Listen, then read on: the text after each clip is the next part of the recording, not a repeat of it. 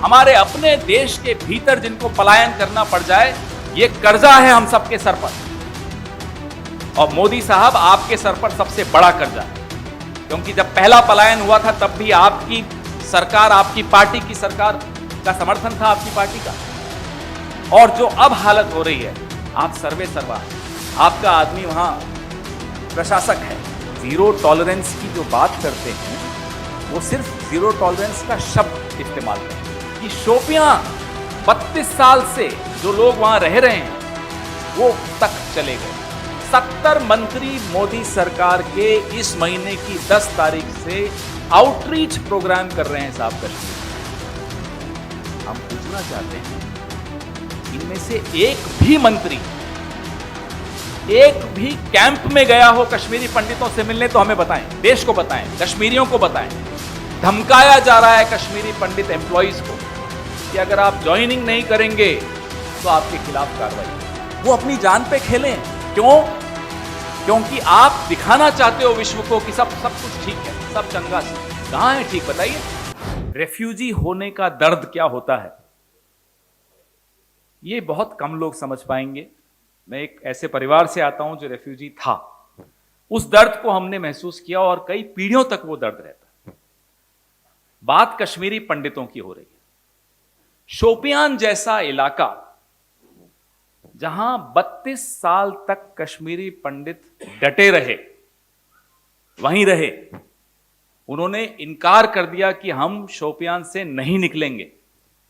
आज यह स्थिति आ गई कि जब हम और आप दीपावली पर हर्षोल्लास से दिए जला रहे थे, कश्मीरी पंडित 15 ऐसे परिवार हैं जो अपना पुश्तैनी घर उसी रात को छोड़कर निकल गए।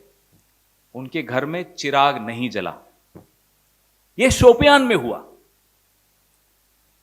मैं बार बार इतिहास में नहीं जाऊंगा, लेकिन इतिहास का यह एक ऐसा तथ्य है जो व्हाट्सएप नर्सरी के छात्रों को भी मालूम होगा, मैं ये उम्मीद करता हूं। भैया एक मिनट प्लीज।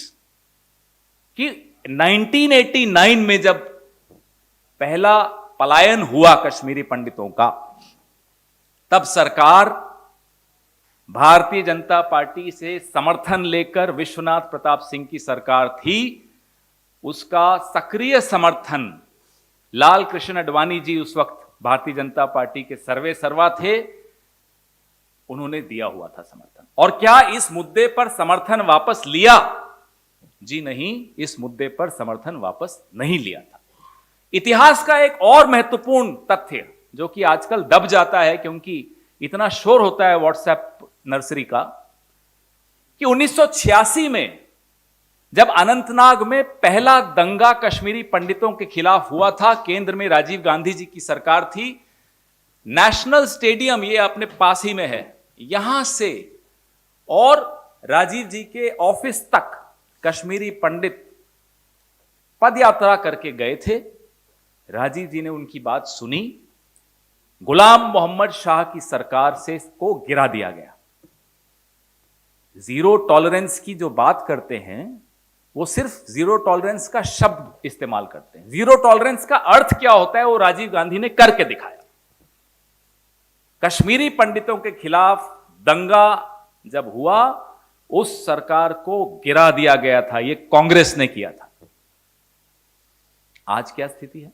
मैंने आपको बताया कि शोपियां 32 साल से जो लोग वहां रह रहे हैं वो तक चले गए। 70 मंत्री मोदी सरकार के इस महीने की 10 तारीख से आउटरीच प्रोग्राम कर रहे हैं साहब कश्मीर में।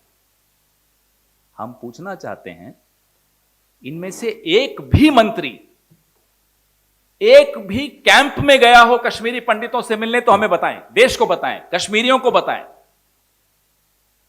ये क्या आउटरीच है? What is this outreach when you can't reach out to the Kashmiri Pandits living in the camps there?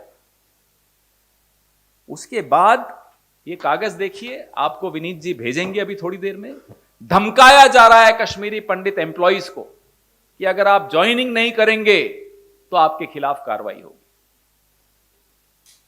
अरे आप उनको महफूज नहीं रख सकते, आप उनको सुरक्षा नहीं दे सकते, आप उनका पुनर्स्थापन नहीं कर सकते, धमका रहे हो। वो अपनी जान पे खेलें। क्यों?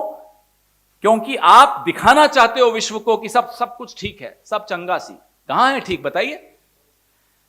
इस साल जनवरी से अब तक अक्टूबर तक 30 टारगेट किलिंग्स हो चुकी हैं। There have been 30 target killings of Kashmiri Pandits from January this year to October this year. यह होता है सब कुछ नॉर्मल, यह होता है सब कुछ सामान्य। हमारे वक्त, डॉक्टर मनमोहन सिंह के वक्त, आपको तो मालूम है कि जगती टाउनशिप जम्मू के बाहर, वहां कश्मीरी पंडितों को बसाने के लिए क्लस्टर बनाए गए थे। डॉक्टर मनमोहन सिंह के वक्त 4500 कश्मीरी एम्प्लॉइज को वहां लगाया गया था। स्थिति सामान्य हो गई थी। 2010 तक यह स्थिति हो गई थी कि आपसी संबंध समुदायों के दुरुस्त किए गए थे, स्थिति सामान्य थी। कश्मीर में जब चुनाव होता था तो 75% वोटिंग होती थी। भाई कोई पैरामीटर तो होगा, कोई मापदंड तो होंगे कि सामान्य कैसे दिखती है स्थिति। किलिंग्स नहीं हो रही थी, वोटिंग में 75% लोग भाग लेते थे।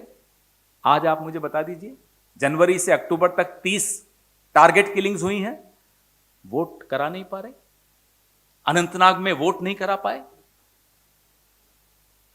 यह स्थिति है कश्मीर की, इसको आप कहते हो नॉर्मल? जवाब चाहिए। हम मांग करते हैं मोदी सरकार से कि इस पूरे मुद्दे पर, कश्मीरी पंडितों की स्थिति पर एक श्वेत पत्र जारी किया जाए।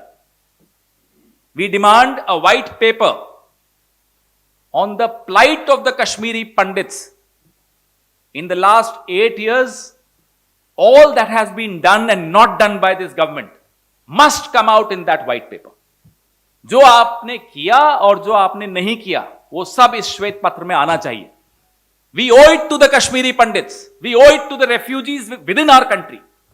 हमारे अपने देश के भीतर जिनको पलायन करना पड़ जाए, ये कर्जा है हम सबके सर पर। और मोदी साहब, आपके सर पर सबसे बड़ा कर्जा है, क्योंकि जब पहला पलायन हुआ था तब भी आपकी सरकार, आपकी पार्टी की सरकार का समर्थन था, आपकी पार्टी का। और जो अब हालत हो रही है, आप सर्वे सर्वा हैं, आपका आदमी वहां प्रशासक है, एलजी है, आप डायरेक्ट देख रहे हैं कश्मीर को। आप 70 मंत्रियों को भेज रहे हैं आउटरीच के नाम पर। तो जवाब तो आपको देना पड़ेगा, श्वेत पत्र आपको देना पड़ेगा, 30 टारगेट किलिंग्स का हिसाब देना पड़ेगा कि यह कैसे हुई और किस स्थिति को आप सामान्य कहते हैं। कहां से यह सामान्य है, इसका जवाब दीजिए। हम आपके सवाल, और मैं आपसे हाथ जोड़कर विनती करता हूं, we owe it to the Kashmiri Pandits कि इसी मुद्दे पर आपके सवाल होने चाहिए। आज मैं कोई और मुद्दे पर, किसी और विषय पर मैं जवाब नहीं दूंगा, क्योंकि कश्मीरी पंडितों का हम सब we owe it to each one of them. इस खबर को अभी लाइक करें, शेयर करें, अभी चैनल को सब्सक्राइब करें और घंटी जरूर दबाएं।